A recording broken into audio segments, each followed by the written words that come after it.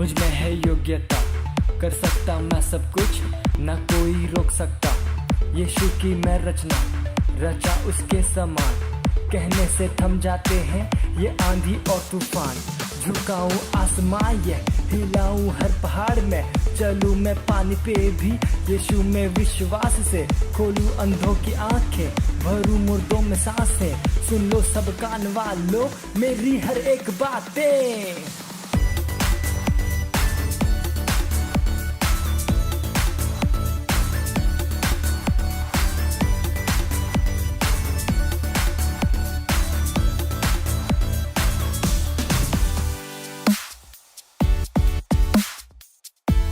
Hallelujah, praise the Lord.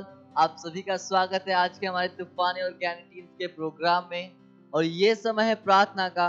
तो जहाँ कहीं भी आप है अपने स्थानों पे खड़े हो जाइए, अपने पवित्र हाथों को सर कर उठाकर अपने आंखों को बंद कीजिए और अन्य भाषा में प्रार्थना कीजिए और धन्यवाद दीजिए परमेश्वर को इस समय के लिए, उसकी उपस्थिति के लिए धन्यवाद दीजिए और हर अवसर के लिए जो परमेश्वर ने हमें दी आत्माओं को जीतने के लिए। धन्यवाद दीजिए परमेश्वर का। उठाइए अपने हाथों को और कीजिए अन्य भाषा में प्रार्थना। रेगे बो सारा मांग अंदर ले बो सारा मांग रंदली बो सारा मांग करता हम ओला का बा सारा केंद्र लेके जिरले बोम कर बांग करने के लिए जिरला बोम कर बोंतर लबा रेगे जिरले बोंतर के तले बारा कला बरले बोंतर लबा रेगा बो सारा मान लबा रीगा मा का राता बा ज्यादा का लब्र बर्रा बा ने लिबे बेरे बेरे बोंतर लबा पूरा का सिंदर लबा रंदा बो सुंदर खरा बंदर बो के बोंतर लबा लेके जिगरा बर्रा बा लब्र बर्रे लेके लिबे बोंतर लबा रीगा बा सांग रंदलो ओ ब्राबा सांदे केरले बोकरा बांदर लेके लेले बोंतर लबा रेगे जिगला बोंतर लबा बांदर के लेके बोंतर लबा पूरा बा सांदा लबा। ओ धन्यवाद परमेश्वर, धन्यवाद इस समय के लिए परमेश्वर आपका धन्यवाद देते हैं। रीगा जिगले बोंतर लबा रेगे बोंतर बांदर बांदर बा रीगा का या ले जिगरा बोंतर बा। ओ धन्यवाद परमेश्वर आपकी उपस्थिति के लिए परमेश्वर, धन्यवाद।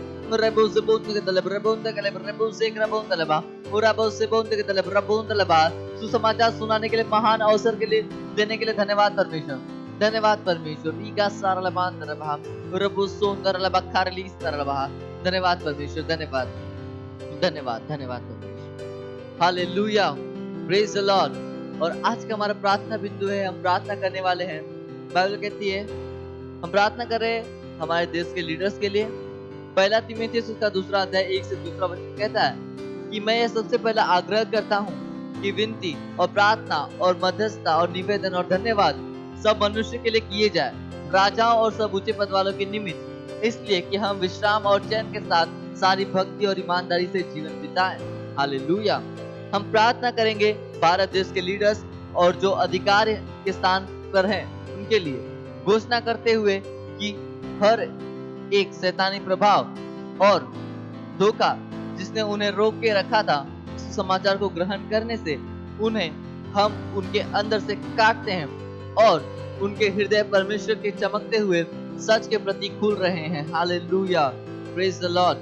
हम घोषणा करते हैं कि अचानक से वह आत्मा जिसने उन्हें परमेश्वर के वचन के प्रकाश के प्रति अभिमानी और जिद्दी बनाया था, उनके ऊपर से प्रभाव टूट रहा है और उनके जीवन अचानक से बदलने जा रहे हैं। Hallelujah, praise the Lord. उठाइए अपने हाथों को, कीजिए अन्य भाषा में प्रार्थना। उन हर अधिकारियों के लिए, हर लीडर्स के लिए प्रार्थना कीजिए। धन्यवाद दीजिए परमेश्वर का। रीगा सांदर लबा क्रांदल बहानी तोरा बा सांदल बरा कोंदर बली राडा बा सांदल प्रबोध के बोंद के दल प्रबोध लबा पूरा को बोस जोर बोंग प्रबोध लेके जिले बोकरा बांध ली सीकला आक्रद के सेले बोसा बांध लबा पूरा का बासो ब्रह्मांड लबा पूरा बोसो प्रबोध के दलबा आरी खाती इली कर लबा सांदल बा पूरा बोस से करले बोंद लबा रागा बोंद लबा पूरा को बोसो प्रभात के दिली कर बोंद लबा पूरा बा सांदर कार लिकेंद लबा पूरा बोस से करले बोंद लबा आंत दाली जेले बोंद लबा पूरा बोस से प्रबंध लबा हर अधिकारी का हृदय खुला है परमेश्वर। रे के बोस सुंदर बा रे के बोस सुंदर बा हर नेता का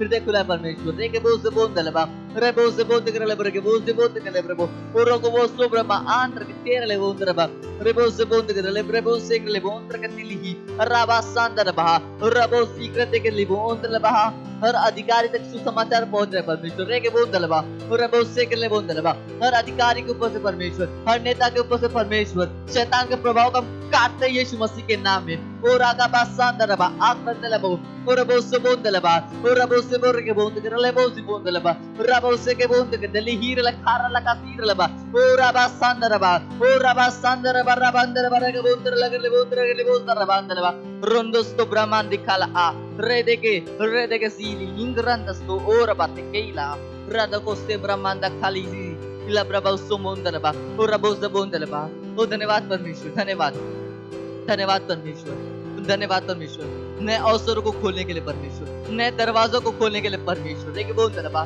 सुसमाचार के लिए परमेश्वर देखिए बहुत सोल बोंदलबा रे बहुत सो बोंदलबा हर टीनेजर्स परमेश्वर उन नए अवसरों को ढूंढ पा रहे परमेश्वर और सुसमाचार का प्रचार कर पा रहे परमेश्वर राबा सींदलबा आरा बोंदलबा हर टीनेजर्स के द्वारा परमेश्वर हम टीनेजर्स के द्वारा परमेश्वर हम युवाओं के द्वारा परमेश्वर पूरा भारत देश बचाया जा रहा है यीशु मसीह के नाम में ओ राखा सांदलबा और रबो से बोंदलबा रबोंदलबा हर अधिकारी हर नेता परमेश्वर रेबो सो ब्रह्मांड खायला रबोंदलबा उन तक हम सुसमाचार लेके पहुंच पा रहे यीशु मसीह के नाम में धन्यवाद परमेश्वर ये महान अवसर हमें देने के लिए परमेश्वर धन्यवाद धन्यवाद परमेश्वर धन्यवाद धन्यवाद परमेश्वर आपकी योग्यता के लिए परमेश्वर जो आपने हमें दे दिया परमेश्वर धन्यवाद आपके आत्मा के लिए परमेश्वर जो आपने हमें दे दिया परमेश्वर धन्यवाद धन्यवाद परमेश्वर धन्यवाद धन्यवाद परमेश्वर समय के लिए परमेश्वर धन्यवाद धन्यवाद परमेश्वर धन्यवाद और ये प्रार्थना प्रभु यीशु मसीह के नाम में आमीन हालेलुया प्रेज द लॉर्ड जुड़े रहिए हमारे साथ आपके लिए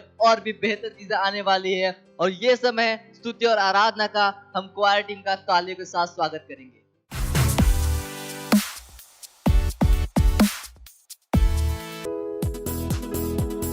Praise the Lord. उसकी स्तुति हम नाचते हुए करेंगे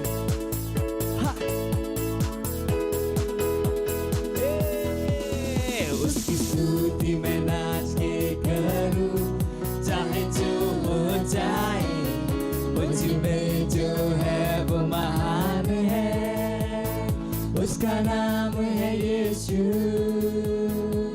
मैं हूँ एक विजयी जयवन से बढ़कर उसके राज का वारिस पवित्र आत्मा से भरा हुआ उसकी स्तुति में नाच के करूं चाहे जो हो जाए मुझ में जो है वो महान है उसका नाम है यीशु मैं हूँ एक विजयी जयवन से बढ़कर उसके राज का वारिस पवित्र आत्मा से भरा हुआ उसमें आनंद मनाओ उसमें आनंद मनाओ मैं उसमें आनंद मनाओ जयवन से बढ़कर उसमें आनंद मनाइए आनंद मनाओ उसमें आनंद मनाओ मैं उसमें आनंद मनाओ जयवन से बढ़कर मेरे विरोध में बना दिया समृद्ध ना होगा मुझ में जो है वो महान है उसका नाम है यीशु मैं हूँ एक विजयी जयवन से बढ़कर उसके राज का वारिस पवित्र आत्मा से भरा हुआ मेरे विरोध में बना दिया कभी समृद्ध ना हो क्योंकि मुझ में जो है वो महान है और उसका नाम यीशु मसीह मैं हूँ एक विजयी जयवन से बढ़कर उसके राज का वारिस पवित्र आत्मा से भरा हुआ उसमें आनंद मनाओ उसमें आनंद मनाओ मैं उसमें आनंद मनाओ जयवन से बढ़कर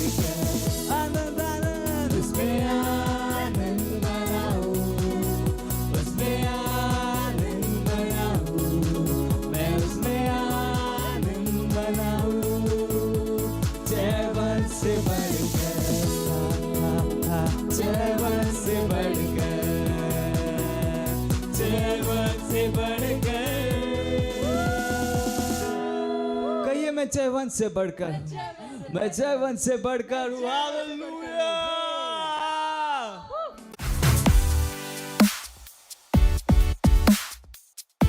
हालेलुया, प्रेज लॉर्ड। स्वागत है आप सभी का हमारे तूफानी ऑर्गेनिक टीनेजर्स चर्च में, और ये समय है टीवो का। तो चलिए शुरू करते हैं।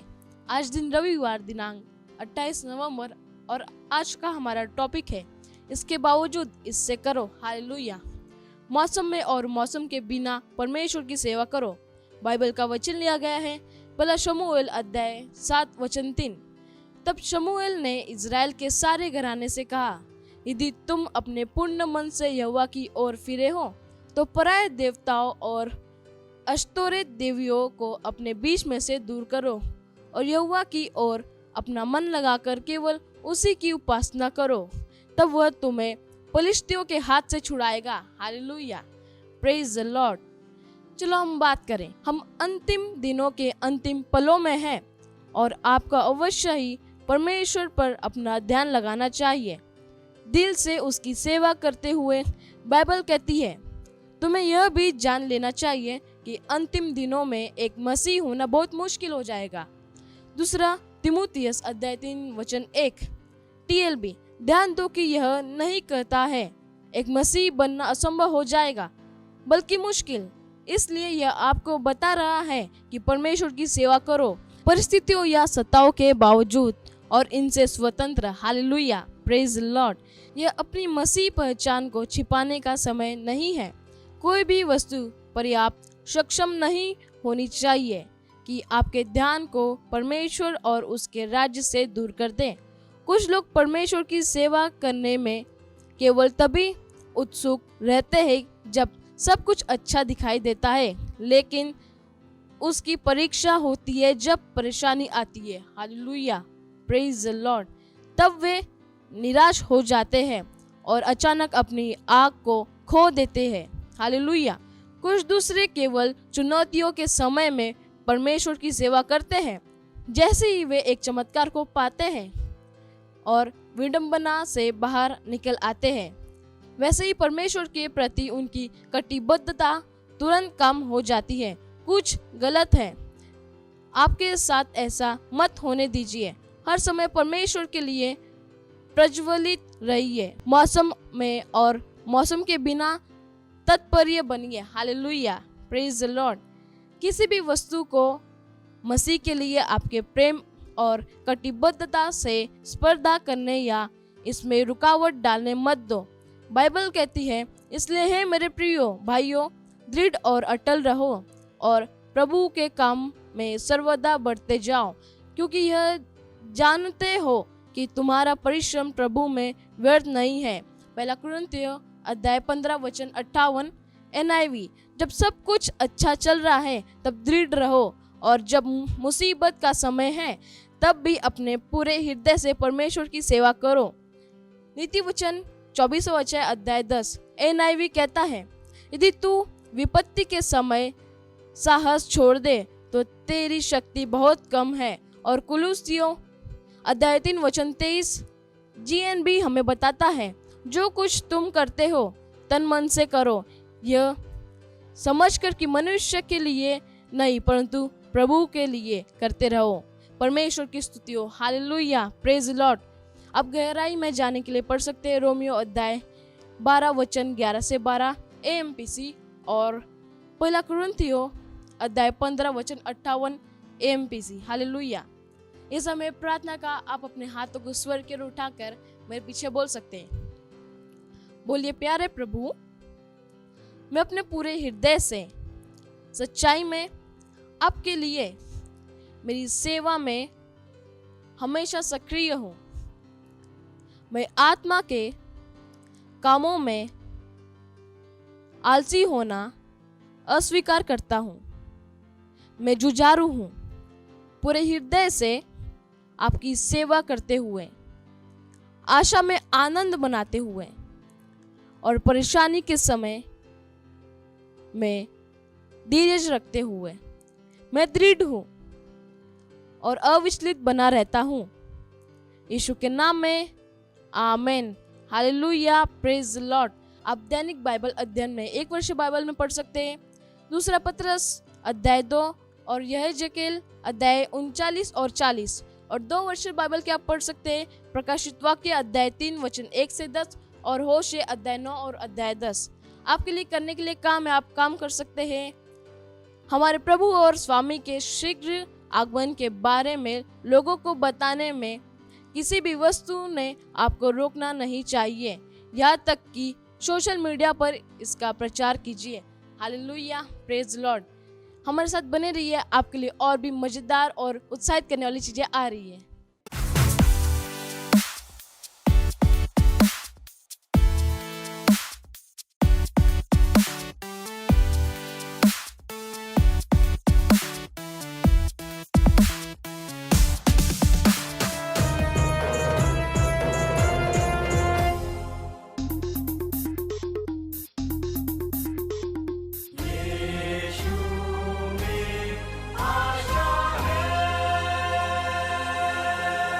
यीशु में आशा है, यीशु में आशा है, यीशु में आशा है, यीशु में आशा है। नहीं कोई निराशा, यीशु में आशा है। नहीं कोई निराशा, यीशु में आशा है। यीशु में आशा है, यीशु में आशा है, यीशु में आशा है, यीशु में आशा है। नहीं कोई निराशा, यीशु में आशा है।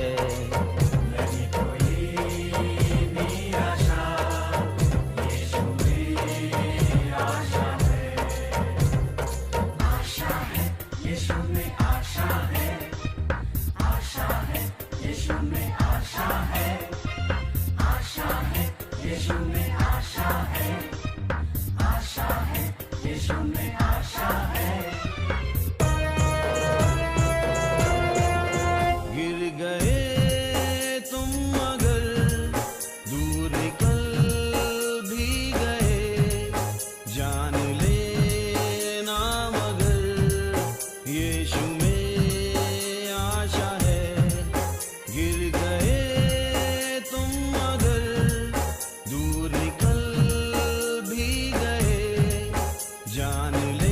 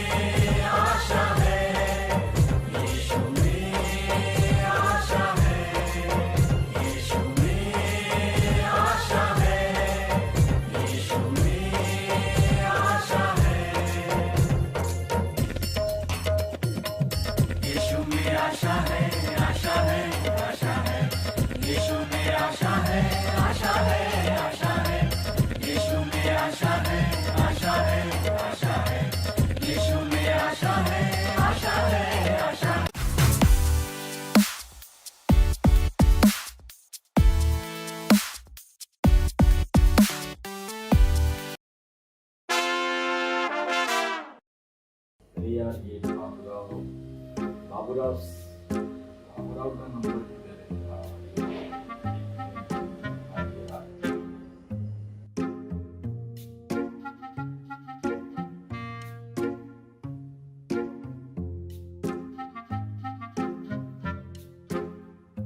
हेलो। हाँ, बाबूराव बात कर रहे हैं। जी नहीं सर, आप कौन बात कर रहे हैं? मैं सलमान। खान। अरे यार बाबूराव बोल रहा, बाबूराव कौन है यार तू? सर बाबूराव नहीं है इधर पे। अरे बाबूराव से बात करनी है यार, बाबूराव को फोन दो। सर बाबूराव नहीं है इधर पे। आपने कहाँ पे फोन लगाया यार? आप कहाँ से बात कर रहे हैं? अरे मैं मुंह से बात कर रहा हूँ यार, तू मुझे पता है, मैं भी मुंह से ही बात कर रहा हूँ, लेकिन मेरे कहने का मतलब है कि आप किस जगह से बात कर रहे हैं। अरे वो जगह बिगह छोड़ दे यार। बाबूराव बोल, है क्या बाबूराव उधर? मैं बाबूराव नहीं है सर, यहाँ पे कोई बाबूराव नहीं। अरे फिर ठीक है, चल रॉन्ग नंबर रखता हूँ मैं। अच्छा सर, एक मिनट चाहिए, मुझे आपसे कुछ बात करना है सर। 2 मिनट बात कर सकता हूँ आपसे? हाँ बोल। अच्छा सर, मेरा नाम सेल्विस्टर है, मैं क्राइस्ट एमसी थाने में एक चौर से बात कर रहा हूँ सर। और सर मुझे ये जानना था कि आप यीशु मसीह को जानते हैं सर? अरे भाई मैं नहीं जानता हूँ कौन है, मुझे पता नहीं है, और मेरा टाइम मत ले यार, मेरे को काम है, वो बाबूराव से बात करनी है मेरे को। सर 2 मिनट मुझे आपको देखिए, बाबूराव से बात करने का टाइम 2 मिनट मुझे बात कीजिए, मुझे इंपॉर्टेंट बात करना है। यीशु मसीह जो आपसे प्रेम करता है और उसने आज से 2000 साल पहले ही आपके लिए जान दे दी, उसने आपके पापों को छुटकारा दे दिया आज से 2000 साल पहले। अरे क्या बात कर रहे हैं? अरे 20 साल हुए मुझे यहाँ पृथ्वी पे आके, तू 2000 की बात कर रहा है? कौन से 2000 यार? जब आप माँ के गर्भ में थे ना, तब से वो आपको जानता है, आपसे वो प्रेम करता है। जब आपका अस्तित्व नहीं था तभी उसने आपके लिए सब कुछ रच दिया था, और वो यीशु मसीह है। सर आपने कभी तो सुना रहेगा ना यीशु मसीह के बारे में, ईसा मसीह के बारे में? नहीं, देख यार मैंने कभी सुना नहीं है, लेकिन तू जो बोल रहा है तो ऐसा लगता है कि तेरी बातों को समझना पड़ेगा, जानना पड़ेगा। तो अभी तो मेरे पास टाइम नहीं है, लेकिन मैं तेरे को मिलूंगा, मैं फ़ोन करूंगा तेरे को और मिलूंगा तेरे को। ठीक है सर, चलेगा। तो हमारे जो पास्टर सर है ना, पास्टर क्रिस ओयाशिलो में, वो एक पुस्तक लिखते हैं सर, वास्तविकता संग्रह। तो क्या आप उसे पढ़ेंगे अगर मैं आपको व्हाट्सएप पे भेजूं तो सर? ये व्हाट्सएप? हाँ चलेगा। देख यही व्हाट्सएप नंबर है मेरा, देख अभी मेरे को फ़ोन करने का है, बाबूराव से तुरंत बात करने का है, तो तू भेज दे मेरे को, मैं पढ़ लूँगा। प्लीज पढ़िएगा सर। हाँ चलिए। वहाँ पे सर साइड में हमारा प्रार्थना रहेगा, तो कोई बीमार रहेगा या फिर कोई तकलीफ में रहोगे आप, तो आप वो प्रार्थना कर सकते हो, वो घोषणाएं कर सकते हो, जिससे आपको हिम्मत आएगी और आप सही चीज़ों को जान पाओगे। हाँ चलेगा, कोई बात नहीं। चल मैं रखता हूँ। हाँ ठीक है, चल मेरे को जाने के। Thank you so much sir. Hello दोस्तों, तो कैसा लगा आपको हमारा ये एपिसोड? अगर आपके पास भी ऐसी कोई घटना है, ऐसी कोई गवाही है जहाँ पे आपने एक अवसर को ढूंढा और आपने वहाँ पे सुसमाचार का प्रचार किया, नीचे दिए गए नंबरों पे हमसे संपर्क करें। हमें खुशी होगी आपकी गवाही को लोगों को बताने की। अगर आपके पास कोई स्क्रिप्ट है, अगर आप स्क्रिप्ट देना चाहते हैं, तो हमारा नंबर डिस्प्ले हो रहा है, आप वहाँ पे हमें स्क्रिप्ट दे सकते हैं। और अगर आप चाहते हैं कि आप किसी टॉपिक पे वीडियो देखना चाहते हैं कि इस टॉपिक पे हम बाल ख्याल बनाएं, तो भी आप हमसे संपर्क कर सकते हैं और वो टॉपिक हमें बता सकते हैं, ताकि हम उस पर स्क्रिप्ट लिख पाए और उस पर एक्टिंग कर पाए। हमें काफ़ी खुशी होगी आपसे मिलकर। और ये एपिसोड आपके लिए कैसा लगा और आपने क्या सीखा, नीचे कमेंट करके ज़रूर बताइएगा। आपका वो हर एक कमेंट हमें उत्साहित करता है, हमें प्रोत्साहन देता है। थैंक यू सो मच हमारे साथ जुड़ने के लिए और हमें प्रोत्साहित करने के लिए। हेलो एंड वेलकम, स्वागत है आपका फिर से एक बार हमारे और आपके पसंदीदा प्रोग्राम। दोस्त ताली बजाएंगे, हम स्वागत करेंगे, आप सबका स्वागत है। मुझे पता है लोग ताली बजाने परेशानी हो रही क्योंकि इनका माइक्रोफोन इनके हाथ में है, कोई बात नहीं, पर आप अपने लिए ताली बजा सकते हैं, आपका स्वागत है। और मेरे पास सेट पे हैं फिर से 2 लोग, मेरे लेफ्ट हैं केविन, स्वागत है आपका। Thank you so much sir. Thank you Kevin, बहुत अच्छे लग रहे हैं, बहुत फ्रेश से लग रहे हैं केविन। और मेरे राइट तरफ है अंकुर, स्वागत है आपका। Thank you so much sir. और अंकुर भी लग रहा है आज अच्छी क्रीम लगा के आए, तो अंकुर और केविन दोनों का स्वागत है यहाँ पे हमारे प्रोग्राम में। और मुझे विश्वास है कि आपके सवालों के जवाब मिल रहे हैं और आपकी जो परमेश्वर के साथ यात्रा है वो बेहतर हो रही है। कोई एक सवाल है जो बार बार लोग मुझसे पूछते हैं कि आपको क्या लगता है कि जीवन का उद्देश्य क्या है। ये इस पे नहीं कि मुझे क्या लगता है कि जीवन का उद्देश्य क्या है। बाइबल हमें बताती है कि मनुष्य का उद्देश्य क्या है, परमेश्वर ने मनुष्य क्यों बनाया। क्योंकि जब हम बात करते हैं जीवन की तो हम बात कर रहे हैं मनुष्य के जीवन की, केवल जीवन की बात नहीं कर रहे। हम बात कर रहे हैं मनुष्य के जीवन का उद्देश्य क्या है। तो मनुष्य के जीवन का उद्देश्य है जिसने उसको बनाया है उसकी इच्छा को जाने और उसकी इच्छा को पूरा करे। ये हर सृष्टित वस्तु का उद्देश्य है। एक सृष्टिकर्ता होता है, एक सृष्टित वस्तु होती है, एक क्रिएटर है, एक क्रिएटेड है, बीइंग है। जैसे फोन है, वो एक बनाई हुई वस्तु है और इसको बनाने वाला है। तो वैसे ही ये एक सवाल कि जो बनाता है उसी के पास उद्देश्य है उस वस्तु के लिए जो बनाई गई है।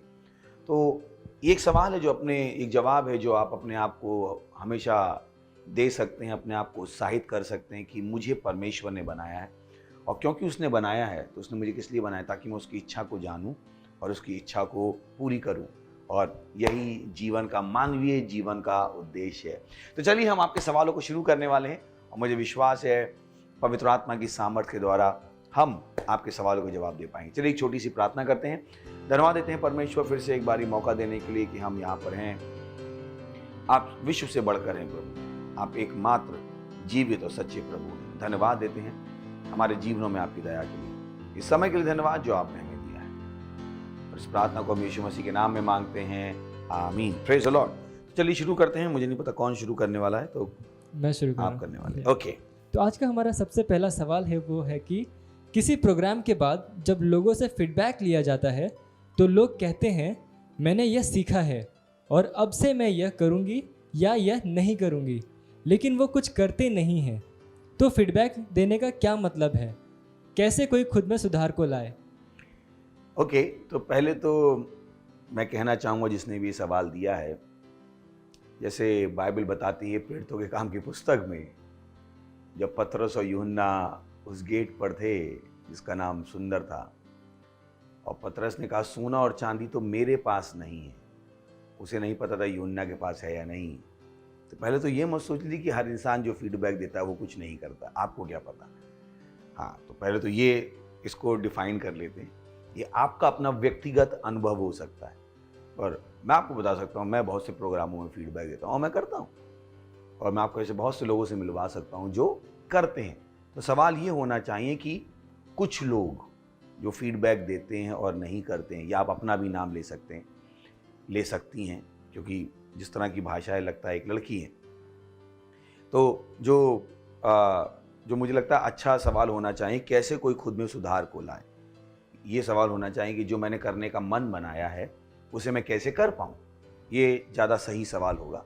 पर ये सोच लेने का कि जो लोग फीडबैक दे रहे हैं वो यूं ही दे रहे हैं, वो झूठ बोल रहे हैं, ये उनका न्याय करने जैसा हो जाएगा कि ऐसा हो गया। ऐसा बिल्कुल भी नहीं है। तो प्लीज़ ये जो विचार है अपने दिमाग से निकाल दीजिएगा।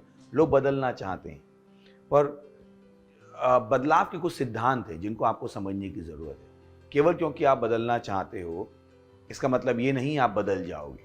उसके बाद कुछ सिद्धांत हैं, और यहाँ पर एक इम्पॉर्टेंट सिद्धांत है जिसके बारे में बात करना चाहता हूँ। वो इब्रानियों 2 अध्याय 1 वचन, कोई पढ़ सकता है मेरे लिए? इब्रानियों का 2 अध्याय 1 वचन कहता है, इस कारण चाहिए कि हम उन बातों पर जो हमने सुनी है और भी मन लगाएं, ऐसा ना हो कि बहक कर उनसे दूर चले जाएं। तो उसने क्या कहा कि जो बातें हमने सुनी, यानी आप वही बात कर रहे हैं। केवल ये स्क्रिप्चर आपके सवाल के लिए बहुत उपयुक्त है, क्योंकि आपने कहा लोग सुनते हैं और फिर वो करते नहीं। तो मुझे विश्वास है कि मैं आपको घुमा नहीं रहा हूँ, मैं वही वचन आपको दिखा रहा हूँ। उसने कहा इसलिए हम क्या करें, जो बातें हमने सुनी हैं उन पर हम और ज़्यादा मन लगाएं, कहीं ऐसा ना हो उनसे बहक कर। हिंदी में उन्होंने लिखा है बहक कर, पर अगर आप इंग्लिश में पढ़ेंगे, चलिए मैं इंग्लिश में पढ़ देता हूँ ताकि हम सही कॉन्टेक्स्ट में आ जाए। Therefore we ought to give the more earnest heed to the things which we have heard, least at any time we should let them slip. तो वो क्या बता रहा है कि एक सिद्धांत बता रहा है कि जो आप सुनते हो, अगर आप उस पर काम करना चाहते हो, उसका सिद्धांत क्या है कि आप उन चीज़ों को लगातार देखते रहो। Power of focus, power of focus. उसने बताया कि less than any time we should let them slip. ये बात कर रहा है कि आपके हाथ में कुछ है और अगर आप उस पर ध्यान नहीं दोगे तो क्या होगा, स्लिप हो जाएगा। जैसे कि एग्जाम्पल लेते हैं, मुझे पता है कभी कभी आप फ़ोन लेके बैठे थे और आप सो गए और क्या हुआ, फ़ोन स्लिप हो गया, हुआ होगा ना आपके साथ, तो रिमोट स्लिप हो गया, वही वो वचन बात कर रहा है।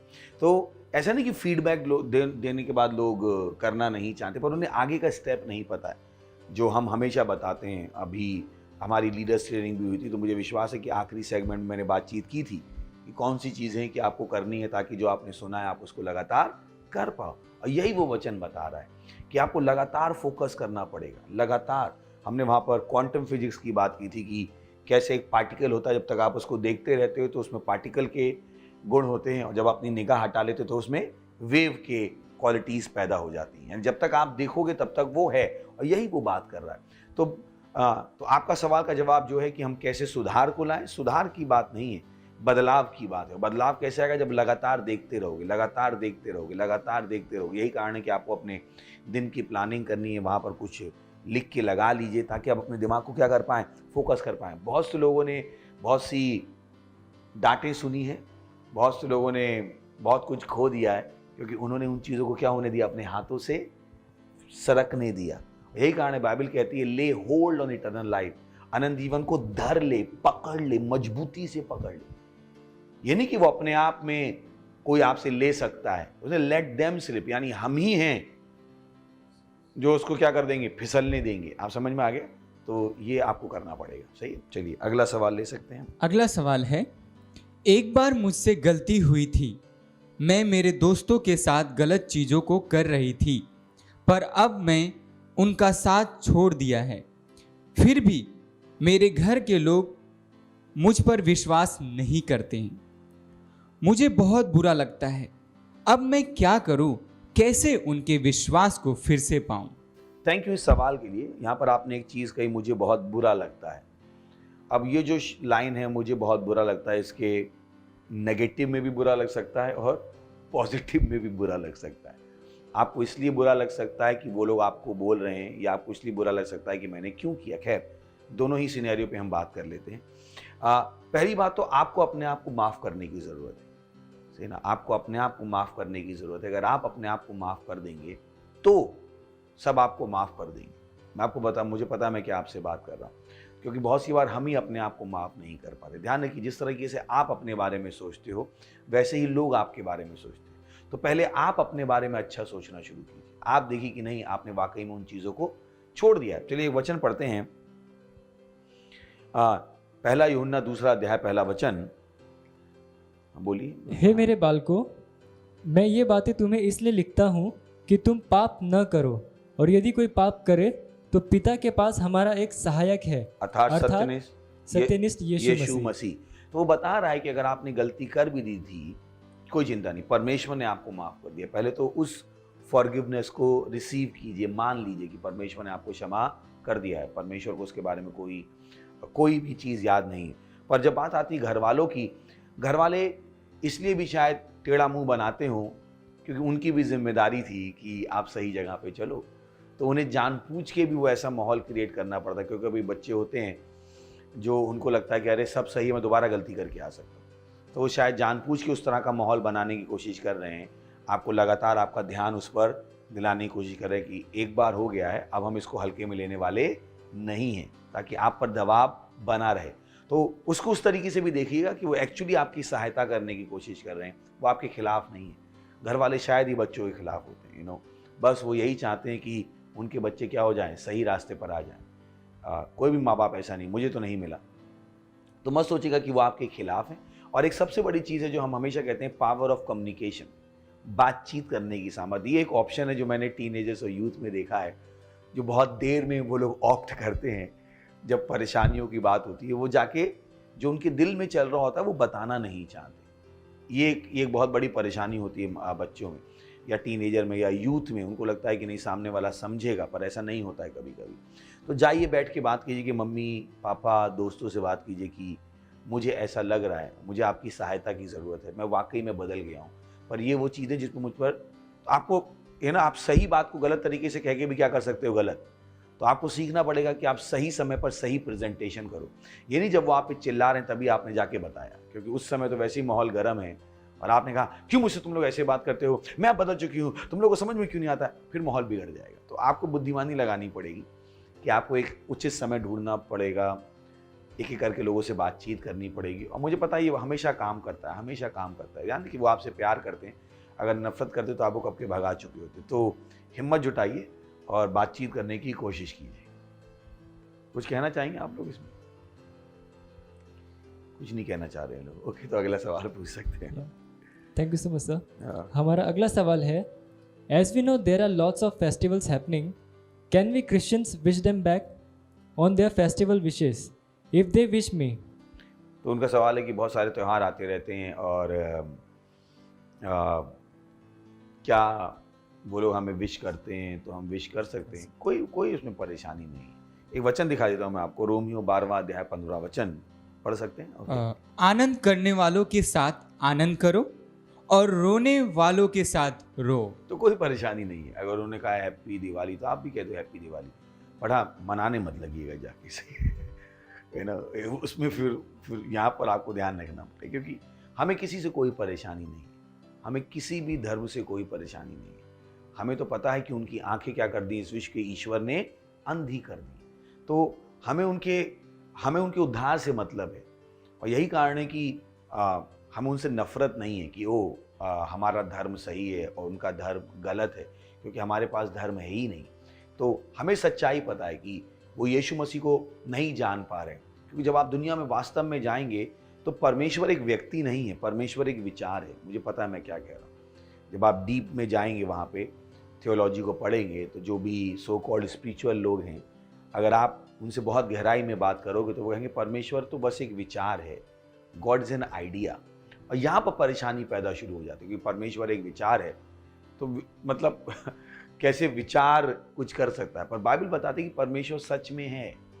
तो हमें किसी से कोई परेशानी नहीं, हम सबके लिए प्रार्थना करते हैं कि उनकी समझ की आंखें खुल जाएं, पर उनके आनंद मनाने से हमें कोई तकलीफ नहीं है। हम उनके साथ रह के खुश हैं, बट अंदर से हम दुखी हैं, क्योंकि हमें पता है कि वो इस आनंद के साथ भी कहाँ जाएंगे, नर्क में जाएंगे। तो वो जो आपके दोस्त हैं उनके लिए आपको आप प्रार्थना करने की ज़रूरत है कि वो यीशु मसीह की सच्चाई को जान सके। अगर आप उनको दोस्त कह रहे हो तो ये ज़्यादा उचित होगा। और उनको वापस बधाई देने में कुछ भी गलत नहीं है। सही है? ओके, अगला सवाल है, एक मसीह टीन के रूप में हेलोवीन पब्स पार्टी में फ्रेंड के साथ जा सकते हैं क्या? हमारे माता पिता का रोकना सही है या गलत? ओके, तो सवाल है कि एक क्रिश्चियन टीन के रूप में क्या आप हेलोवीन पार्टीज़ में जा सकते हैं, नाइट आउट्स में जा सकते हैं, पब्स में जा सकते हैं दोस्तों के साथ। और फिर अगला सवाल है, क्या माँ बाप का हम पर रोक लगाना सही है? तो चलिए कुछ वचनों को देख लेते हैं। पहला कुरिन्थियों 15वां अध्याय 33वां वचन। धोखा न खाना बुरी संगति अच्छे चरित्र को बिगाड़ देती है। तो पहला जवाब है। आपको ध्यान देना पड़ेगा कि आप कहाँ जा रहे हो, क्योंकि आपको लग सकता है केवल आप जा रहे हो। तो बाइबल क्या कहती है? धोखा मत खाना, मत समझना तुम बहुत स्ट्रांग हो और होने वाला नहीं है। सही है ना? कि मैंने सुना था, किसी ने बताया कि चंदन विश्वव्याप नहीं लिपट रहे भुजंग, कि चंदन के पेड़ पर सांप लिपटे रहते हैं फिर भी चंदन उसके गुण को नहीं लेता है। बाइबल कहती धोखा मत खाना, इन चीज़ों से धोखा मत खाना। बाइबल कहती है सच्चाई क्या है? बुरी संगति अच्छे चरित्र को बिगाड़ देती। तो आप एक क्रिश्चियन टीन हो, और इन्जॉयमेंट की जब हम बात करते हैं, इन्जॉयमेंट क्या केवल दारू पीने में ही है? क्या केवल दोस्तों के साथ ही है? क्या इन्जॉयमेंट बाइबल में नहीं है? क्या हम अलग तरीके से एंजॉय नहीं कर सकते? ये तो दुनिया का आनंद मनाने का तरीका है। तो मत सोचिए कि वही एकमात्र तरीका है आनंद मनाने का। स्वर्ग में भी आनंद होता है। वो क्या करते हैं? स्वर्ग में आनंद करते हैं, वो स्तुति करते हैं, प्रशंसा करते हैं, प्रेज़ द लॉर्ड, वो परमेश्वर की महिमा करते हैं। हालेलुया। तो मत सोचिएगा कि जब आप उनके साथ नहीं जा रहे हो तो आप कुछ मिस कर रहे हो। यही है वो जिसको हम क्या कहते हैं, टेम्पटेशन, प्रलोभन शैतान के, जो आपको दिखाना चाहता है कि आप मिस कर रहे हो। पर सच्चाई ये है कि वो उस सबको साथ करके कहाँ जाएंगे? नर्क में। तब उन्हें पता लगेगा। सही ना? किसी ने कहा पाप शुरू में मजा देता है, बाद में सजा देता है। तो ये आपको समझने की ज़रूरत है कि गलत नहीं है, पर क्या आप उस रास्ते पे चलना चाहते हो, ये आपका निर्णय होना चाहिए। फिर अगला मेरे पास है जो आपने कहा कि नाइट आउट्स में जा सकते हैं, आप जा सकते हो, पर वो नाइट आउट का एम क्या है? कहीं नाइट आउट का एम दारू पी के बेहोश हो जाना तो नहीं है, लड़के लड़कियों को एक दूसरे के साथ सोना तो नहीं है। अगर वो सारे एम नहीं है तो कोई परेशानी नहीं है। आप रात में खेल सकते हो, अच्छे खेल खेल सकते हो, कोई परेशानी नहीं है उसमें। आप सो कॉल्ड पब में जा सकते हो, आप कोल्ड ड्रिंक पी सकते हो, वहाँ पे क्रिश्चियन गानों पे नाच सकते हो, कोई परेशानी नहीं है। तो जब आप पब्स और नाइट आउट्स की बात करें, वो देखना पड़ेगा वहाँ पे आखिर में होता क्या है। कि मुझे जो पता है, पब्स और नाइट आउट में फिर ड्रग्स की लतें लगती हैं, लोग आपको पुश करते हैं, फिर वहाँ पे ड्रिंक को स्पाइक करते हैं, और ये सारी चीज़ें फिर वहाँ पे होना शुरू हो जाती। तो आपको देखना पड़ेगा कि आप वाकई में करना चाहते हो या नहीं करना चाहते हो। जैसा आपने कहा, अगर आप क्रिश्चियन टीन हो, मुझे नहीं लगता कि आप इन चीज़ों को करना चाहते हो, क्योंकि हमारी बाइबल इन चीज़ों को प्रोत्साहित नहीं करती। इनफैक्ट कोई भी विश्वास इसको प्रोत्साहित नहीं करता कि जाके दारू पी के मस्त हो जाओ और 4 लड़कियों के साथ हो जाओ, 4 लड़कियों के साथ हो जाओ। ये तो शैतान के तौर तरीके हैं जो लोगों ने जीवन के तरीकों में ढाल लिए हैं, और वो परमेश्वर को क्या कर रहे हैं, जब परमेश्वर की बात आती है तो इसमें वो पर्दा बंद करके अपने गलत कामों को जारी रखना चाहते हैं। तो वो आपको ध्यान देना पड़ेगा। फिर अगला पार्ट है आपका कि जो हमारे माँ बाप के द्वारा रिस्ट्रिक्शन है वो सही है या गलत है। यहाँ पे 2 वचन मैं पढ़ना चाहता हूँ। पहला है नीति वचन 22वां अध्याय 6वां वचन। लड़के को उसी मार्ग की शिक्षा दें जिसमें उसको चलना चाहिए, और वह बुढ़ापे में भी उससे ना हटेगा। तो आप देख सकते हैं, अगर माँ बाप इस रोल को नहीं करेंगे तो परमेश्वर उनसे जवाब पूछे। बाइबल बता रही है यहाँ पे कि उसको उस मार्ग की शिक्षा दे जिसमें उसे चलना चाहिए, यानी परमेश्वर की ओर से एक मार्ग बनाया गया है। तो वो रिस्ट्रिक्शन नहीं लगा रहे, पहले तो उसको रिस्ट्रिक्शन देखना बंद कर दी। हम अच्छी चीज़ों को भी रिस्ट्रिक्शन देखते हैं। कभी आप ट्रेन में बैठे और ट्रेन किस पे चलती है? पटरियों पे। क्या ये ट्रेन के लिए रिस्ट्रिक्शन है या ट्रेन की सेफ्टी के लिए? किसके लिए? सेफ्टी। तो ट्रेन के लिए रिस्ट्रिक्शन है क्या? No sir. तो ट्रेन का ही नहीं, मैं रिस्ट्रिक्शन में हूं, मैं पटरी पे ना चल के सड़क पे चलूंगी तो खत्म हो जाएगी ट्रेन। तो पहले तो उसको रिस्ट्रिक्शन की तरह देखना बंद कर दीजिए, उसको नेगेटिविटी में देखना बंद कर दीजिए, उसको अनुशासन की तरह देखना बंद कर दीजिए। ये एक रास्ता है, ट्रेन को जैसे पटरी पे चलना है ताकि क्या कर सके, ट्रेन अपने गंतव्य तक पहुंच सके, दूसरों को भी क्या ले जा सके, अपने डेस्टिनेशन तक ले जा सके। ये वो चीज़ें समाज हमें नहीं बताता, हमने उनको गलत शब्दों के द्वारा परिभाषित करना शुरू कर दिया।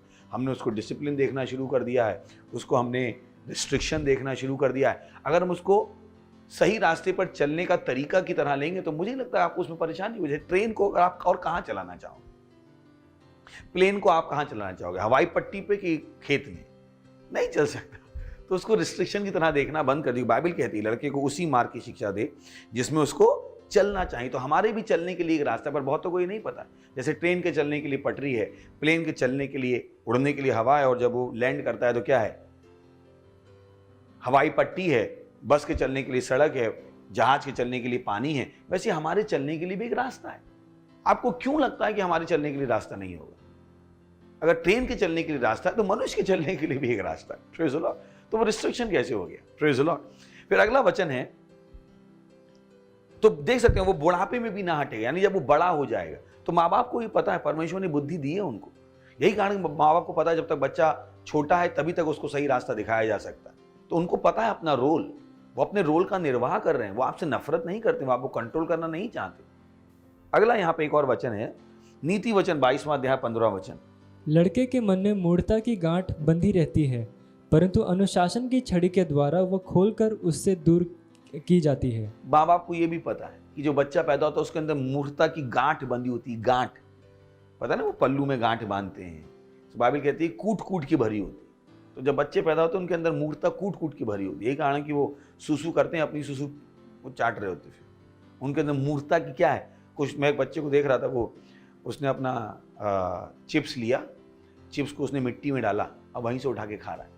बच्चों में मूर्खता की बातें घुस घुस के भरी होती। तो वो रिस्ट्रिक्शन नहीं है, वो आपको बच्चे से क्या बना रहे हैं? व्यस्क बना रहे हैं। क्योंकि उन्हें पता जब आप पैदा हुए तो आपके अंदर क्या क्या है। आप समझ रहे हैं ना? ये चीज़ें हैं उसके अंदर। जैसे आपने गाड़ी भी खरीदी, अगर आपने एक नई कार खरीदी है तो आपको बताते हैं कि शुरू में 1 दिन या 2-4 महीने इतनी स्पीड से ज़्यादा उसको मत ले जाना, क्योंकि अभी तक क्या हुआ है, इंजन पूरी तरह से खुला नहीं। उन्हें भी पता है, मुझे पता है, ये सारी चीज़ें आपको पता हैं जो मैं आपसे कह रहा हूँ। तो उसको रिस्ट्रिक्शन मत देखिए, उसको क्या देखिए, आपके चलने का तरीका है। और वो अनुशासन भी है। तो किस लिए अनुशासन है? ताकि आपके अंदर जिस मूर्खता के साथ आप पैदा हुए थे वो मूर्खता आपके अंदर से क्या कर सके, वो निकाल सके। चलिए अगला सवाल। हमारा अगला सवाल है, what happens when anyone is having a relationship with other religion person. सवाल है कि जब एक व्यक्ति के दूसरे धर्म के व्यक्ति, मैंने कहा ना कि पहले तो धर्म शब्द निकालना बहुत ही यहाँ पे टिपिकल हो जाएगा।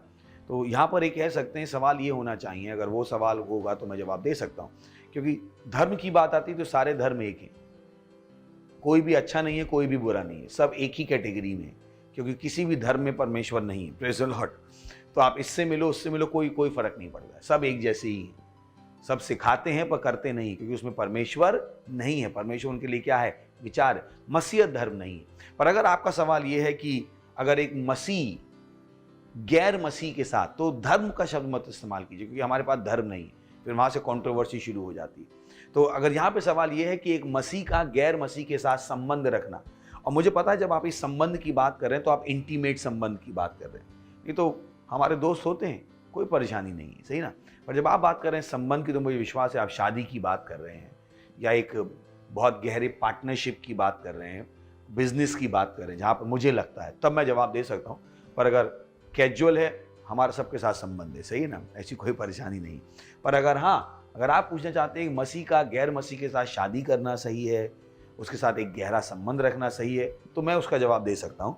और वो लिखा है 2 कुरिन्थियों के 6 अध्याय के 14वें वचन में, अविश्वासियों के साथ असमान जुए में न जूतो, क्योंकि सत्यनिष्ठा और असत्यनिष्ठा का क्या मेलजोल, या ज्योति और अंधकार की क्या संगति। तो आप देख सकते हैं एक इंसान जो मसीह में है वो ज्योति में है, और एक इंसान जो मसीह में नहीं वो किस में, अंधकार में। बाइबल कहती है कुलस्सियों के पहले अध्याय में जाके पढ़िएगा 12-13वें वचन में, कि बाइबल कहती है परमेश्वर हमें अंधकार के वश में से छुड़ाकर उसने क्या किया है, अपने प्रिय पुत्र के राज्य में प्रवेश कराया।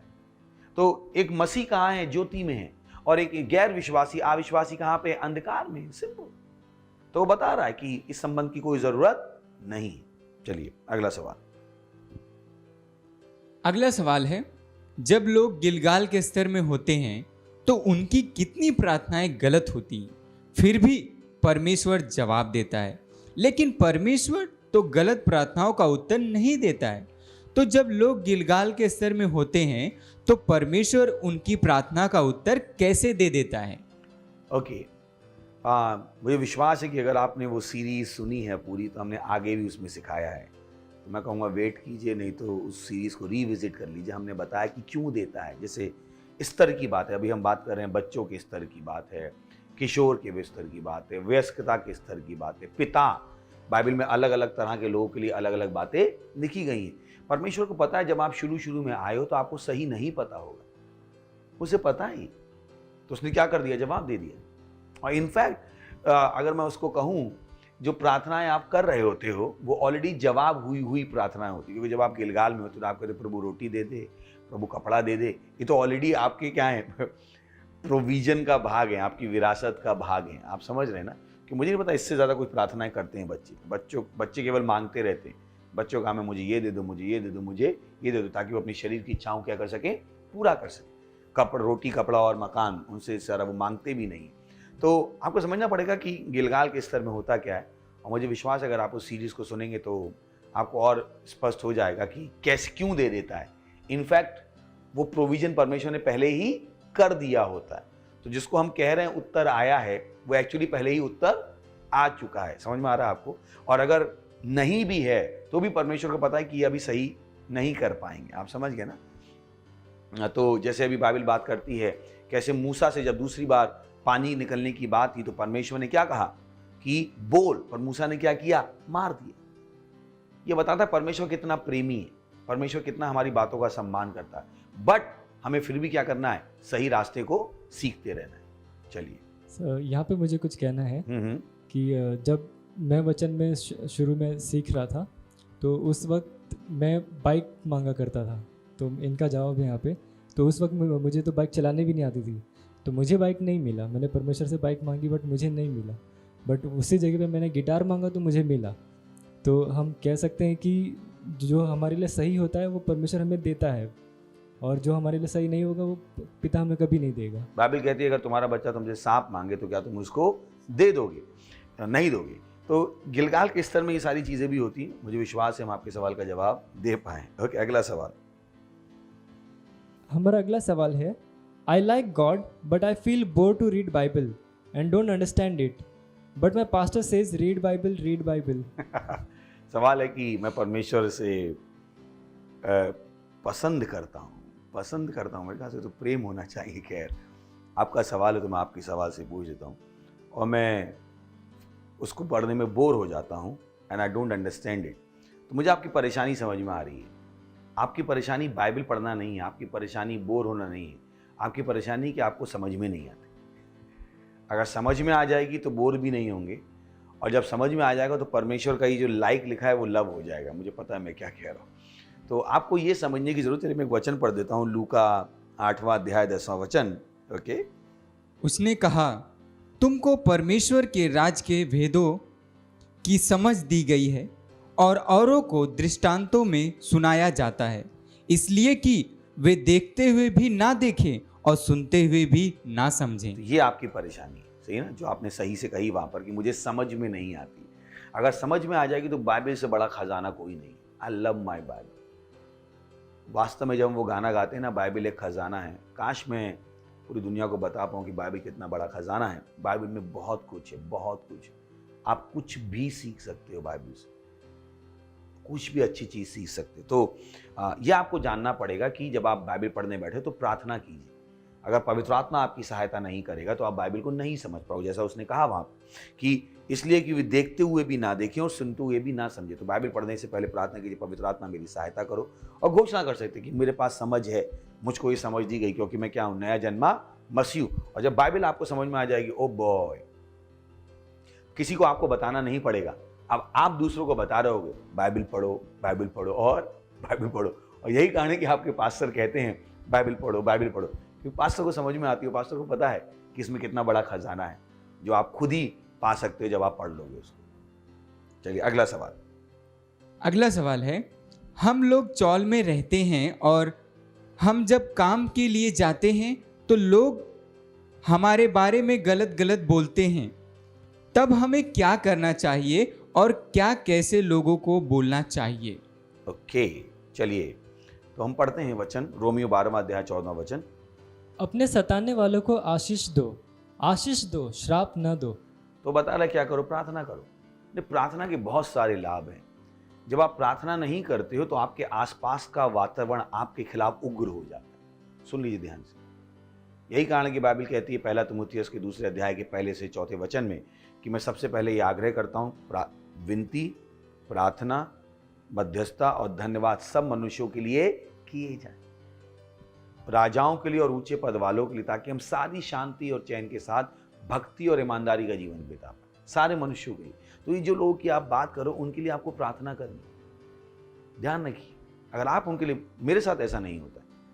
मुझको हर आदमी पसंद करता है, मेरे आसपास के लोग पसंद करते हैं, मेरी इज्जत करते हैं। मुझे 1-2 हो सकते हैं जो बदतमीजी करें, बट 99% टाइम्स लोग इज्जत करते हैं, और जो करते भी हैं मैं उनके लिए ज़्यादा प्रार्थना करना शुरू कर देता हूँ, क्योंकि मुझे पता यही है कि जो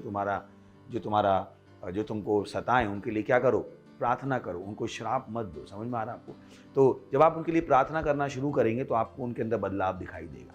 तो उनको अपना शत्रु मत मान लीजिए। बाइबल कहती है हमारा ये युद्ध मांस और लहू से नहीं है। तो कोई भी मनुष्य हमारा शत्रु नहीं है। समझ में आ रहा है आपको? तो मुझे विश्वास है मैं आपका जवाब दे पाया। उनके लिए और ज़्यादा से ज़्यादा प्रार्थना कीजिए, और आप क्या कर पाएंगे, जैसा वचन ने गारंटी दी है, सारी शांति और चैन के साथ भक्ति और ईमानदारी का जीवन बिता पाएंगे। चलिए अगला सवाल का जवाब। हमारा अगला सवाल है, is cheating in a test a sin? तो सवाल है कि क्या एग्जाम में चीटिंग करना पाप है? बहुत ही अच्छा सवाल है। पहले तो इसमें पाप को देखना पड़ेगा। ये अच्छा सवाल है। पहले तो पाप को देखना पड़ेगा, पाप क्या होता है ना? चलिए मैं आपको पाप की एक अच्छी सी सरल सी डेफिनेशन दे देता हूँ। अगर आप उसको ढंग से पढ़ेंगे, पाप क्या है?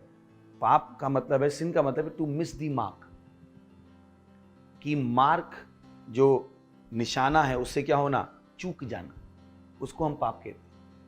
आप समझ आ गया? तो पहली बात आती है कि आपकी पढ़ाई का निशाना क्या है। आप ये पढ़ क्यों रहे? सीखने के लिए पढ़ रहे, आप नंबर लाने के लिए नहीं पढ़ रहे। तो ये जो पाप है वो परमेश्वर की दृष्टि में नहीं, कोई पाप की मैं आपको पढ़, to miss the mark, to miss the standard, उसको हम क्या कहते हैं? पाप। अगर आप ढंग से जानते हो पाप को तो अब आपका सवाल है कि मैं ये पढ़ क्यों रहा हूं? क्या मैं नंबर लाने के लिए पढ़ रहा हूं? तो यहां पे आपको आपका जवाब खुद ही मिल जाएगा कि मैं चीट क्यों करूं, मैं किसको चीट कर रहा हूं। एक्चुअली आप अपने आप को चीट कर रहे हो। तो नंबर तो वहां होंगे पर उसके पीछे का ज्ञान नहीं होगा। समझ में आ रहा है? जैसे जो हम पिक्चरें देखते हैं कि कोई आदमी 50 फीट के झरने से कूद गया, आपको पता है वो कुछ नहीं कूदा, 5 फीट के हरे पर्दे के पीछे से कूदा, बाद में उन्होंने क्या कर दिया? VFX लगा दिया। तो आप भी अपनी जिंदगी में VFX लगा रहे हो समझ रहे हो कि आपको लगा कि, तो अब आपको समझ में आ रहा है कि अब आप डिसाइड करोगे चीटिंग पाप है या नहीं। इसमें परमेश्वर का इसमें कुछ नहीं, तो उसको परमेश्वर के दृष्टिकोण से मत देखिए। आप पूछिए कि आपने पढ़ाई शुरू ही क्यों की थी? आपने पढ़ाई शुरू क्यों की थी?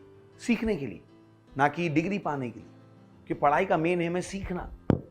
तो जब आप चीटिंग कर रहे हो, भले आपके मार्क्स आ जाएंगे, इसका मतलब आपको ये पता लग गया मुझे ये पता ही नहीं, तो पढ़ाई का उद्देश्य ही फेल हो गया। मुझे विश्वास है सवाल का जवाब दे पा रहा हूं। मुझे नहीं पता कि कभी आपने इस तरीके से सोचा। तो पाप है? बिल्कुल है। नहीं है? बिल्कुल नहीं। Praise the Lord. कि मुझे नहीं पता आपका एम क्या है पढ़ने का। अगर आपका पढ़ने का एम सीखना है तो चीटिंग करके आपके एम से क्या हो गया? Miss the mark. पर आपका पढ़ने का एम क्या है? चिप्पा करके पास हो जाना। तो वैसे भी जिंदगी में आप आगे तो बढ़ नहीं पाओगे, क्योंकि आप वहां खड़े तो होगे पर कुछ होगा नहीं। ये इस तरीके से है कि आपके पास नकली नोट है। जब आप मार्केट में होता है ना, बचपन में आप नकली नोट को असली मान लो, पर जब दुकान में जाते हो तो पता लग जाता है ये क्या है? नकली है। तो वैसे आपके मार्क्स तो आ गए होंगे, पर जब उस मार्क्स के हिसाब से ज्ञान से आपको काम करने को कहा जाएगा, तब आपको पता लगेगा अरे ये तो मैंने अपने आप को धोखा दिया था। तो मुझे नहीं लगता चीटिंग क्यों करनी चाहिए। मुझे विश्वास है मैं जवाब दे पाया। आप लोग क्या कहते हैं? Yes sir, right. Yes sir, जवाब दे पाया क्या? मैं जस्टिफाई कर पाया क्या? अगला सवाल। आज का आखिरी सवाल है। मेरी बहन मुझसे छोटी है। मेरे माता पिता हमेशा उससे प्यार करते हैं और उसको सपोर्ट करते हैं। भले ही मैं सही हूँ, मैं बहुत ही उदास महसूस करती हूँ और ऐसा महसूस करती हूँ कि अपने घर से बाहर निकलूँ या खुद को मार दूँ। मैं गलत दोस्तों की ओर भी आकर्षित हो रही हूँ। कृपया मेरी मदद करें, इसे मैं कैसे डील करूँ?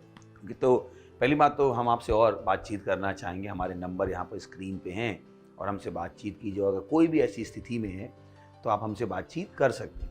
एक और चीज़ उसमें आप कर सकते हो कि बातचीत, मैंने कहा ना, बातचीत एक बहुत बड़ी चीज़ है। How you feel, let it be communicated, but in the right manner. जो आप महसूस करते हो उसको जाके बताइए कि मुझे ऐसा महसूस हो रहा है मम्मी। तो आपको मम्मी बताए कि नहीं बेटा ऐसा बिल्कुल भी नहीं। शायद आपको लग रहा है कि वो उससे प्रेम करते हैं, सपोर्ट करते हैं, वो आपका क्यों नहीं प्रेम और सपोर्ट करेंगे। हो सकता है बहुत सारी चीज़ें उसमें बैकग्राउंड में भी हो। कभी कभी लोग, मुझे नहीं पता, शायद आपने कुछ ऐसा किया हो कि थोड़ा सा उन्हें अपने आप को रिस्ट्रिक्ट करना पड़ रहा हो। तो इस सवाल के जवाब में बहुत सारे और भी एंगल हो सकते हैं, पर मेरा जो सजेशन होगा, मत सोचिए कि माँ बाप ऐसा कर रहे हैं, क्योंकि हम दुनिया को अपने ही चश्मे से देखते हैं। जब चश्मा बदल जाता है तो जो स्थिति दिखाई दे रही है वो भी बदल जाता है। जैसे 3D है ना, अगर आप 3D मूवी देखने जाओ ऐसे ऐसे तो आपको कुछ समझ में नहीं आएगा, और जब 3D देखने जाओगे, जब चश्मा बदल जाएगा तो 3D दिखना शुरू हो जाएगा। तो अपना चश्मा बदलने की कोशिश कीजिए कि ऐसा क्यों कर रहे हैं। अगर आप उन रीजंस को खोजें, उनके साथ बैठ के बातचीत करें। क्या पता ऐसा हो ही ना रहा हो, आपके दोस्तों की आपने सुन रखी हो, दोस्तों ने भड़का दिया हो। बहुत सारे फैक्टर हो सकते हैं इस स्थिति का अवलोकन करने में, कि बहुत सी बार लोग अवलोकन कर सकते हैं। मैं आपको अपनी कहानी बता सकता हूँ। जब मैं छोटा था, एक दिन मैं था छोटा, तो मैंने एक पिक्चर देखी थी। तो उसमें क्या था कि उस आदमी को चक्कर आते थे, वो गिर जाता था और आखिर में उसको ब्रेन ट्यूमर निकला। कोई बात नहीं, अभी पिक्चर थी, बच्चा था मैं 10-12 साल का, देखी मैंने। फिर क्या हुआ, ऐसे जैसे अभी हम बैठे हुए हैं या बहुत देर तक बैठे होते, जब मैं उठता था तो हल्का सा मुझे चक्कर आता था। अब मेरा दिमाग उस पिक्चर से रिलेट करने लगा। फिर एक 2-3 महीने होता रहा, मैंने मान लिया मुझे ब्रेन ट्यूमर हो गया है। और मैं अपने मम्मी पापा से लड़ने लगा, मम्मी मुझे ब्रेन ट्यूमर हो गया, पापा मुझे ब्रेन ट्यूमर हो गया। पहले तो मेरे मम्मी पापा मुझे देख रहे थे, खैर कोई बात नहीं। तो डॉक्टर्स के पास ले गए, बहुत अच्छे अच्छे डॉक्टर, पर डॉक्टर ने कहा नहीं। तो मैंने कहा सारे डॉक्टर खराब हैं। मैं आपको बता रहा हूँ मेरी रियल कहानी। फिर हमारे शहर में सबसे बड़ा नया कैंसर का हॉस्पिटल खुला, उस समय का सबसे बड़ा था, अभी तो पता नहीं क्या होगा, मतलब उस इलाके में सबसे बड़ा था। और वहाँ पे एक डॉक्टर थे जो पापा के अच्छे दोस्त थे, हमारी प्रिंटिंग प्रेस थी तो वहाँ पे वो आते थे काम कराने। तो मैंने कहा पापा ये तो हैं, उनसे अपॉइंटमेंट जल्दी नहीं मिलता था, पर क्योंकि वो हमारे क्लाइंट थे तो मुझे पता है मिल जाएगा। तो मैंने पापा से कहा पापा इनसे क्यों नहीं मिलती, ये अच्छी डॉक्टर है, इनको मेरी परेशानी मिल जाएगी। तो कोई बात नहीं, पापा ले गए उनके पास और वही हुआ, डॉक्टर साहब को मेरी परेशानी मिल गई। उन्हें पता लग गया कि मुझे ट्यूमर है और उन्होंने मुझे गोली दी। कोई बात नहीं, मैंने 2 महीने गोली खाई और मैं गया डॉक्टर साहब का थैंक यू कहने। अरे अंकल थैंक यू मुझे बचाने के लिए। बोले इधर बैठ तू पहले, तुझे कोई ट्यूमर नहीं था पहले दिन से, जो मैंने तुझे दिया था वो शुगर कोटेड गोलियां दी थी, समझ में? केवल आपको बताने के लिए, आपका सवाल का जवाब देने के लिए। कभी कभी स्थिति को मैं नहीं कह रहा हूं स्थिति वैसी नहीं होगी, हो भी सकती है, इसलिए मैंने कहा हमको आपसे बात करने की जरूरत है, पर क्या पता स्थिति वो ना हो जैसे आप देख रहे हो। अब मैं नहीं कह रहा हूं कि आपकी भावनाओं को मैं आहत कर रहा हूं, तो दोनों में सिनेरियो ले रहा हूं। अगर वाकई में ऐसी सिचुएशन है, हमें आपसे और बातचीत करनी पड़ेगी, हमें आपसे कुछ पूछना पड़ेगा ताकि हम रियली में एसेस कर पाएं कि जो आप देख रहे हो वैसा ही है। मैंने अपनी आपको कहानी बता दी। तो अगर आपके पास अभी भी संतुष्ट नहीं है तो हमें सवाल, हमारे नंबर यहाँ पर हैं, हमें खुशी होगी आपसे बातचीत करने के लिए ताकि हम आपकी समस्या का समाधान कर सके। और ध्यान रखिए, मरना समाधान नहीं, सुसाइड करना समाधान नहीं। सुसाइड से दर्द कम नहीं होता, सुसाइड से दर्द बढ़ जाता है। जो आपके पीछे रह जाते हैं उनमें बहुत दर्द होता है। तो कभी मत सोचिएगा सुसाइड समाधान है। सुसाइड एक स्वार्थ का है, परेशानी को सुलझाने की कोशिश करनी, थोड़ा छोटी सी परेशानी और आपने कहा मुझे जीने का नहीं, तो डिप्रेस होने की कोई ज़रूरत नहीं। ध्यान रखिए जीवन में आशा है। परमेश्वर है जो आपसे प्रेम करता है, वो आपसे प्रेम करता है, उसने आपके अंदर योग्यताएं रखी, सही है ना। अभी इंडिया पाकिस्तान ही है, तो अब पाकिस्तान वाले इंडिया से नफरत करते हैं, इंडिया वाले पाकिस्तान से नफरत करते हैं। कौन सा देश सुसाइड करे और कौन सा कहे हम देश ही नहीं रहेंगे? लड़ रहे हैं वो लोग। तो मैं नहीं कह रहा हूं आप लड़िए, पर समाधान ढूंढिए। सुसाइड करना समाधान नहीं है, सुसाइड दर्द को बढ़ा देता है, सुसाइड दर्द को खत्म नहीं करता है, सही है? तो बिल्कुल भी ऐसा मत सोचिएगा। और हमें विश्वास है कि अगर अभी भी आप संतुष्ट नहीं हैं तो हमसे आप बातचीत कर सकते हैं। मत सोचिए हमने आपकी भावनाओं का मजाक उड़ाया, आहत करने की कोशिश की। मैंने अपनी पर्सनल कहानी आपको बता दी। तो मुझे विश्वास है कि यहाँ पर हमारे सारे सवाल खत्म हो गए हैं और मुझे ये भी विश्वास है आपने बहुत आनंद लिया है। ध्यान रखिए ये ज्ञान हम आपको दे रहे हैं ताकि आप ये ज्ञान दूसरों तक ले जाएं, सही है ना। तो मत होने दीजिए कि आप अकेले देखें, इसको प्रमोट कीजिए हमारे इस चर्च को और दूसरों तक लेके जाइए। अभी भी बहुत सुंदर सुंदर चीज़ें बाकी हैं। हम आपका धन्यवाद देना चाहते हैं आपके सवालों के लिए और यहाँ पर आने के लिए। कोई लास्ट वर्ड आपको कहना हो तो, किसी को कुछ कहना हो? सर मैं कहना चाहूँगा कि जो हम खुद इन सवालों को पूछते हैं, कभी कभी मेरे भी सवाल ऐसे होते हैं तो मुझे भी यहीं पे सेट पे ही जवाब मिल जाता है, तो इसके लिए thank you so much sir. ऐसा तो नहीं जो जवाब आप पढ़ते हैं वो आपके खुद की होते हैं? नहीं सर, वाकई में लोग क्योंकि ये लोग सवाल पढ़ते हैं तो मुझे नहीं पता ये लोग कहाँ से लाते हैं, तो ऐसा नहीं खुद की होते हैं दूसरे के नाम से लाते हैं, ऐसा नहीं करते ना। ओके, तो यहाँ पर हम आपसे विदा लेना चाहेंगे, पर मीटिंग में बने रहिए, अभी भी बहुत बहुत अच्छी चीजें बाकी। Thank you very much, God bless you, bye.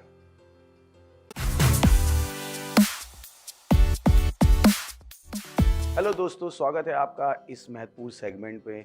हमारे तूफानी और ज्ञानी दोस्तों का हम स्वागत करते हैं। ध्यान है कि तूफानी होना बहुत अच्छी बात है, पर तूफानी के साथ ज्ञानी होना भी बहुत बड़ी बात है। और ज्ञान आपके पास तब तक नहीं आता है जब तक यीशु मसीह आपके पास नहीं आता है। तो आप जो भी हो, आपके अंदर जो टैलेंट है, उसके बाद अगर आप स्वर्ग ना जाओ तो उस टैलेंट का कोई फायदा नहीं है। ये आपके पास मौका है कि आप स्वर्ग जा सकते हैं, और स्वर्ग जाने के लिए ज़्यादा कुछ करने की ज़रूरत नहीं है, केवल यीशु मसीह को अपने प्रभु और उद्धारकर्ता के रूप में ग्रहण करने की ज़रूरत है।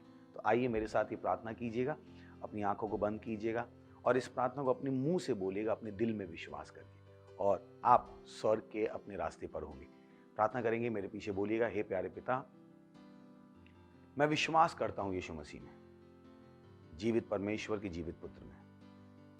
मैं विश्वास करता हूं कि वो क्रूस पर मरा मुझे बचाने के लिए, और परमेश्वर ने उसे तीसरे दिन मरे हुए में से जिंदा किया, और वो सदा के लिए जीवित है।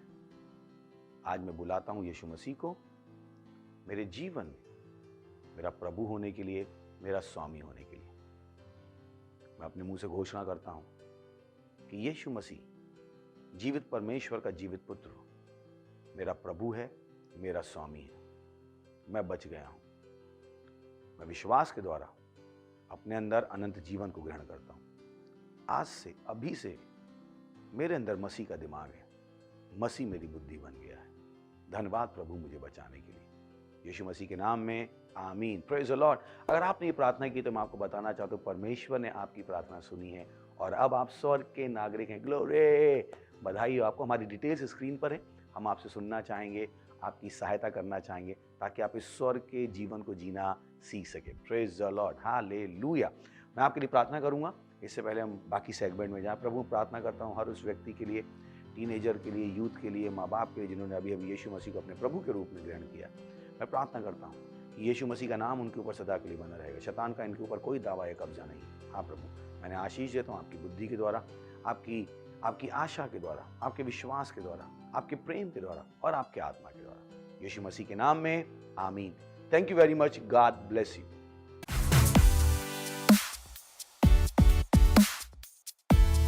हेलो तूफानी और ज्ञानी दोस्तों, मैं आपको तूफानी और ज्ञानी क्यों कह रहा हूँ? क्योंकि पहले केवल आप तूफानी थे, यीशु को ग्रहण करने के बाद आप ज्ञानी भी हो गए। Praise the Lord. तो ये और समय है कि हम परमेश्वर की आराधना करें, परमेश्वर की स्तुति करें अपनी भेंट के द्वारा। ये बहुत ज़रूरी है। बहुतों को नहीं पता होता, उन्हें लगता है कि वो बहुत छोटे हैं, परमेश्वर की आराधना कैसे कर सकते हैं। नहीं, 10 साल का बच्चा भी अपने आप को बच्चा कहलाना पसंद नहीं करता है। तो आप तो टीनेजर हैं, तो मुझे विश्वास है कि आपको ये समझ में आएगा कि परमेश्वर की आराधना करने का एक ही तरीका है, जब आप उसको अपनी भेंट देते हैं। तो ये भेंट देने का समय, हमारी डिटेल्स स्क्रीन पर हैं और अगर आप सेंटर में तो वहाँ आप फिजिकली अपनी भेंट दे सकते हैं। Praise the Lord. हम अपनी क्वायर का स्वागत करेंगे और इस बीच में आप अपनी भेंट दे सकते हैं। Thank you very much, God bless you. Hallelujah. कहिए मेरे हाथ आशीषित है, मेरे पैर आशीषित है। हाँ, आहा, बूम बूम बूम बूम। मेरे हाथ आशीषित, मेरे पैर आशीषित, मेरा सिर आशीषित, सब कुछ है आशीषित। मेरे हाथ आशीषित, गाइए मेरे हाथ आशीषित है, मेरे पैर आशीषित है, मेरा सिर आशीषित है, सब कुछ है आशीषित। ये मेरे हाथ है प्रभु के हाथ, मेरा तन मंदिर प्रभु का, मेरी आँखें ना होंगी अंधी, मैं कभी न कह सकता। ये मेरे हाथ है प्रभु के हाथ, मेरा तन प्रभु का मंदिर है, मेरी आँखें कभी अंधी नहीं होगी, मैं कभी गिर नहीं सकता। और मैंने विश्व पर जय पाई है, मेरे हाथ आशीषित, मेरे हाथ आशीषित, मेरे हाथ आशीषित, आहा आहा, मेरे पैर आशीषित, मेरा सिर आशीषित, सब कुछ है आशीषित। मेरे हाथ आशीषित, मेरे पैर आशीषित, मेरा सिर आशीषित, सब कुछ है आशीषित। ये मेरे हाथ है प्रभु के हाथ, मेरा तन मंदिर प्रभु का, मेरी आंखें ना होंगी अंधी, मैं कभी न गिर सकता। ये मेरे हाथ है प्रभु के हाथ, हालेलुया। मेरा तन प्रभु का मंदिर है, मेरी आंखें कभी अंधी नहीं होगी, है मैं कभी गिर नहीं सकता, क्योंकि मैंने विश्व पर जय पाई है, हालेलुया। मेरे हाथ आशीषित, मेरे हाथ आशीषित, मेरे हाथ आशीषित, आहा आहा, मेरे पैर आशीषित, मेरा सिर आशीषित, सब कुछ है आशीषित, ला ला ला ला ला। मेरे हाथ आशीषित, मेरे पैर आशीषित, मेरा सिर आशीषित, सब कुछ है आशीषित, सब कुछ है आशीषित, सब कुछ है आशीषित, सब कुछ है आशीषित। हालेलुया। Praise the Lord. कहिए मैं आशीषित हूँ, मैं आशीषित हूँ, मैं आशीषित हूँ। वाह वाह वाह, थैंक यू। आप वाकई में ज्ञान में आगे बढ़ रहे हैं। ये वो चीज़ है जो आपके पैसे को लगातार आगे बढ़ाती रहेगी। चलिए हम प्रार्थना करते हैं। प्रभु, मैं प्रार्थना करता हूँ उस भेंट के लिए, उस दशमांश के लिए, उस पार्टनरशिप के लिए जो आपके बच्चों ने आपको दी है, या आपके आत्मा के द्वारा पवित्र आपको ग्रहण होने के लिए जैसे इन्होंने दिया है, इसकी बढ़ी हुई फसल तेजी से आ रही है यीशु मसीह के नाम में। ये ज्ञान में आगे बढ़ते जा रही है यीशु मसीह के नाम में। इस पैसे पर, इस भेंट पर हम आपकी आशीषों का आह्वान करते हैं, घोषणा करते हैं, भेंट आपके राज को तेजी से आगे बढ़ा दे। और इस प्रार्थना को यीशु मसीह के नाम में मांगते हैं, आमीन। Thank you very much, God bless you. हमें इंतजार रहेगा आपके टैलेंट का। उसके अलावा हमने बहुत सारे और सेगमेंट तैयार किए हैं, आप उसकी भी स्क्रिप्ट बना सकते हैं, हमें भेज सकते हैं, और हमें खुशी होगी आपकी स्क्रिप्ट पे एक्टिंग करने में, और हम आपको क्रेडिट देना चाहेंगे। Thank you very much, God bless you. तूफानी बने रहिए पर ज्ञानी बने रहिए।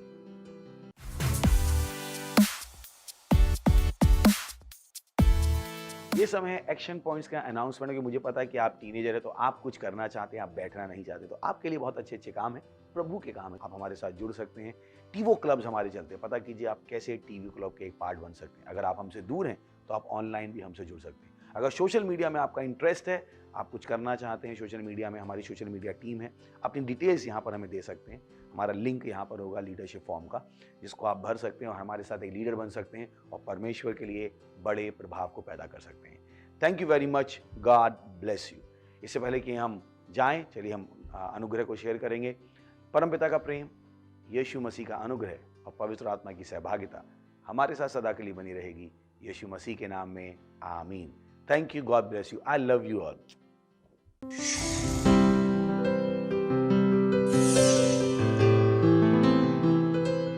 Subscribe to our channel, hit the bell icon, like, comment and share.